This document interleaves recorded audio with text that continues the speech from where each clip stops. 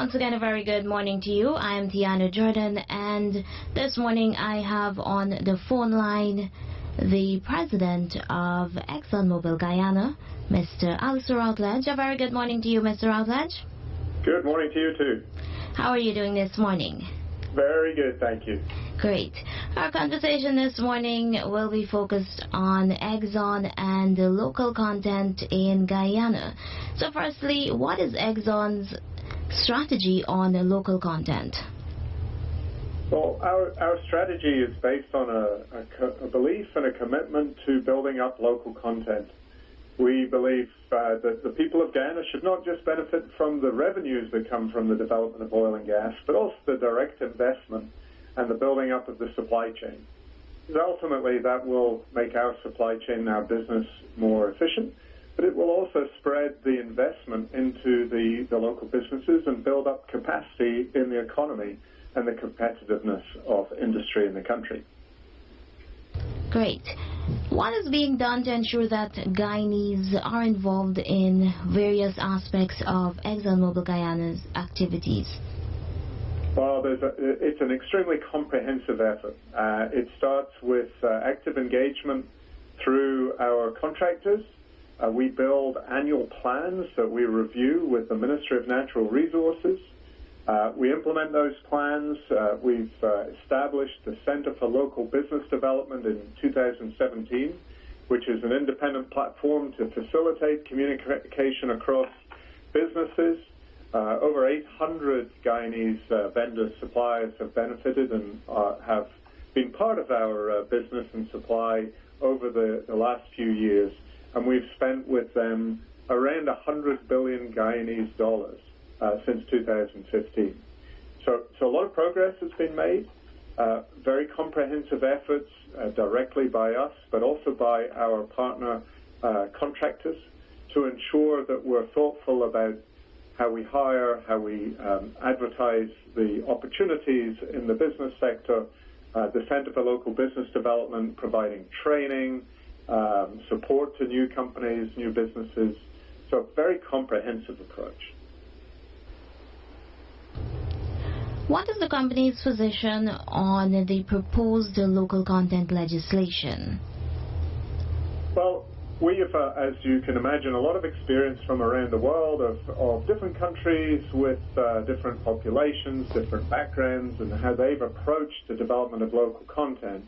I have to say that in the best examples, legislation has not necessarily been the tool to make it happen, but we're collaborating very closely with the government and with the private sector to ensure that what is put in place is designed carefully to enable the development of local content and not to have the unintended consequences of the Dutch disease or indeed to strangle investment or to prevent other companies coming from overseas and partnering with Guyanese companies, transferring capability, knowledge, capacity as we build out the local economy.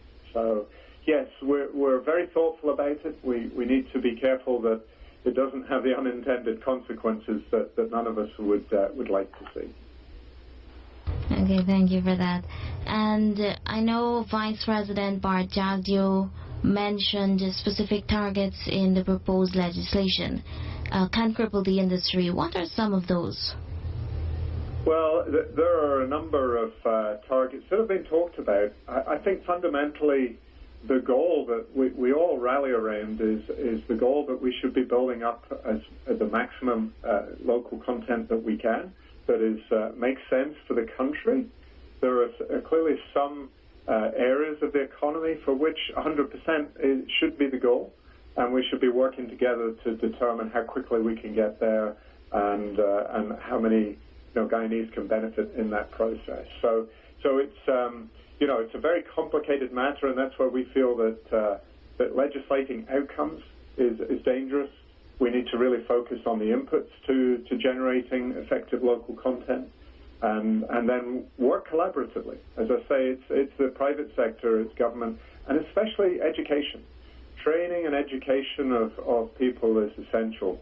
We have now over 2,800 Guyanese working in our industry, directly or indirectly supporting our activities. That's more than half of the total workforce that we're employing in the oil and gas sector. And in order for them to be effective and continue to gain more skilled roles, to move up into supervisory and management roles, then we need to continue to deliver training, on-the-job experiences, transfer of knowledge from migrant workforce. There's a true benefit to all of that, so that we can create that sustainable local content for the future. Okay, great. Is there anything else you would like to add before we go? Well, our commitment is broader than just our industry. I would like to just remind you about the Greater Guyana initiative. You may recall that we committed earlier this year to invest $100 million or 2 billion Guyanese dollars in 20 billion Guyanese dollars to building capacity in the economy, not just really outside of the oil and gas direct benefit. And this is not cost recoverable. This is to benefit the whole country in sectors in which we don't directly participate. So really important to us that what we see in the long term and the legacy of the development of the country's natural resources is a sustainably developed economy that's competitive internationally, and that Guyanese around the country from regions 1 to 10 truly benefit from the development of their natural resources. Okay, thank you very much. It was great having you here this morning. Thank you. Pleasure to speak with you, Tiana. Yes, you enjoy the rest of your day. Bye-bye. That was the president of ExxonMobil Guyana, Mr. Alistair Routledge, speaking on Exxon and local content in Guyana. Staying at home made better. Only on News Talk Radio Guyana 103.1 FM.